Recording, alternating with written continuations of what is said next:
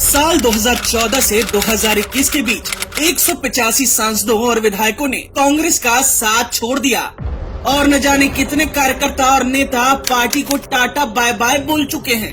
लेकिन कांग्रेस का आज भी जो लोग समर्थन करते हैं शायद भूल गए हैं कि सत्ता में रहते हुए कांग्रेस ने देश को कैसे घाव दिए। सिर्फ आखिरी साल यानी साल 2013 का जायजा लें तो समझ आ जाएगा कि लोगों ने क्यों कांग्रेस को धक्के देकर बाहर निकाल दिया।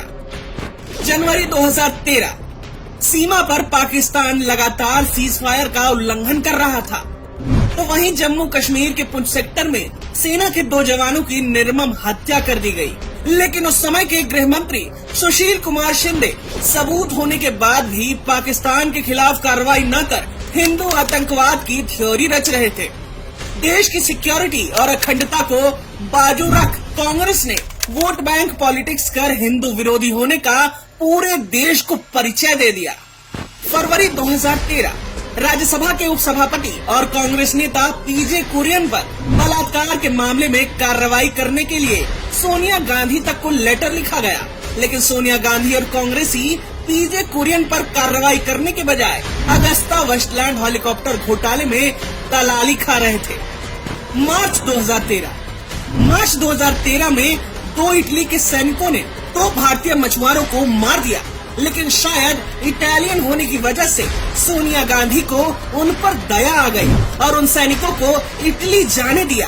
भोपाल कांड की तरह यहाँ भी कांग्रेस ने अपने नागरिकों से अधिक विदेशी नागरिकों को प्राथमिकता दी। अप्रैल 2013 चीनी सैनिकों ने लद्दाख में 19 किलोमीटर तक घुसपैठ कर तंबू गाड़ दिया। ये चीन की पिछले 25 वर्षों में सबसे बड़ी घुसपैठ थी, लेकिन यूपीए की सरकार ने इस बात को लगभग 2 हफ्ते तक पूरी तरह से छुपाए रखा। लेकिन सलमान खुर्शीद तत्कालीन फॉरेन मिनिस्टर का कहना था कि यह भारत चीन संबंधों के सुंदर चेहरे पर एक छोटे से मुहासे की तरह है, जिसका इलाज मामूली दवा से किया जा सकता है, और फिर खुद चीन के दौरे पर भाग गए। यह बेशर्म रवैया था कांग्रेस सरकार का। मई 2013 9 कांग्रेसी नेताओं समेत 17 लोगों की जान से लहूलुहान हुआ था छत्तीसगढ़, जब एक नक्सलवादी हमला कांग्रेस के काफिले पर हुआ और पूरा देश दहल उठा। माओवादी खतरे से निपटने में कांग्रेस सरकार की पूरी विफलता को देश के सामने उजागर कर दिया इस वारदात ने। जून 2013 जून के महीने में उत्तराखंड में आई विनाशकारी बाढ़ से हजारों लोगों पर प्रभाव पड़ा। लोगों को सख्त मदद की जरूरत थी, लेकिन राहत और बचाव सामग्री लिए ट्रक दिल्ली में खड़े रहे, सिर्फ इसलिए ताकि राहुल गांधी अपनी विदेश यात्रा से वापस आकर उसे हरी झंडी दिखा सके। जुलाई 2013 कांग्रेस गरीबी को समझने से इतनी दूर हो चुकी थी कि उसके नेता बेतुके दावे कर रहे थे कि देश भर में सिर्फ 1 रुपए से लेकर 12 रुपए में अच्छा भोजन किया जा सकता है, जबकि महंगाई चरम सीमा पर पहुंच गई थी। लेकिन सरकारी बंगले में रहने वाले और जनता के टैक्स पर 56 भोग खाने वालों से और क्या ही उम्मीद की जा सकती थी। अगस्त 2013 भारतीय सेना खुद कह रही थी कि जम्मू कश्मीर के पुंछ सेक्टर में बिहार रेजिमेंट के 5 जवानों को घात लगाकर मारने वाले आतंकी पाकिस्तान आर्मी के थे, लेकिन तत्कालीन गृह मंत्री ए.के. एंटनी ने इसे पाकिस्तानी सेना की वर्दी पहने आतंकियों की करतूत बताया। आखिर क्यों कांग्रेस पाकिस्तान को क्लीन चिट देना चाहती थी? सितंबर 2013 कांग्रेसी युवराज ने यूपीए सरकार द्वारा ही लाए गए एक ऑर्डिनेंस, जिस पर राष्ट्रपति की मुहर थी, उसे भरी सभा में फाड़ कर फेंक दिया और बता दिया कि वो अपने ही सरकार के नेतृत्व पर कितना भरोसा करते हैं। राहुल गांधी का ये नाटक न केवल उनकी कठपुतली प्रधानमंत्री का अपमान था, बल्कि संविधान का भी अपमान था। अक्टूबर 2013 लालू को अदालतों में चारा घोटाले का दोषी ठहराया गया था, लेकिन दिग्विजय सिंह जैसे कांग्रेस नेता उनके बचाव में कूद पड़े, क्योंकि वे 2014 के चुनाव के लिए उनका समर्थन चाहते थे।